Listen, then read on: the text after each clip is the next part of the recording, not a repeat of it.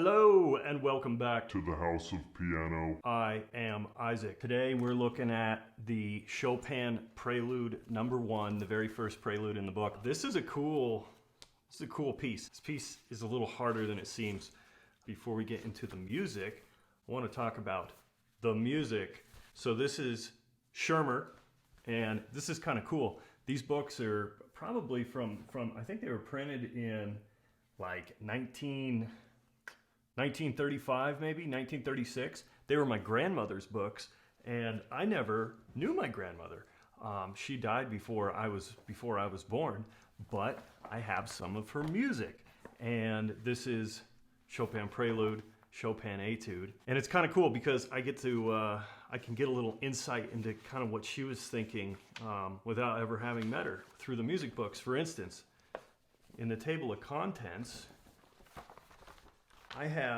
she's circled a few of these. Number 1 is one of them, which we're going to do. Number 2, number 3, number 4, some of them. But then some of them, not all of them, have check marks next to them. So I'm thinking these are the ones she liked and wanted to learn, and then these are the ones that she actually got her hands on, so to speak. So that's kind of cool. I'm thinking maybe we'll just work through all of these over the next few weeks or months or whatever, but I definitely want to do all the ones that she had circled because those are the ones that I think that she kind of had picked out, so that's cool. And then eventually we'll make it into the Chopin Etudes as well, which is a whole nother animal, but very cool pieces. All right, let's talk a little bit about this number 1 prelude. This is a deceptive prelude, and you see this a lot of times in collections. Liszt used his number 1 etude in his Transcendental collection to test out pianos. It started with a big arpeggio to kind of roll through the entire keyboard, test out all the different notes and see if there were some notes that were off, see how the dynamic leveling was on the piano and everything. Among other little things, he was testing accents and everything throughout that whole etude. We'll do a whole nother video on that one. The C major etude that Chopin has is very similar to that. It has lots of arpeggios going up and down. Most of the time they're in C major too. All of these that I've talked about have been in C major, this one included. It's a nice sort of neutral starting grounds. But again, many times there are things that separate the boys from the men, separate the girls from the women. Right off the bat, he's opening with a 10th. Okay, so we're dealing with tenths. You're going to have to know how to roll tenths. You have to know how to roll beyond the octave. Most people can't reach tenths.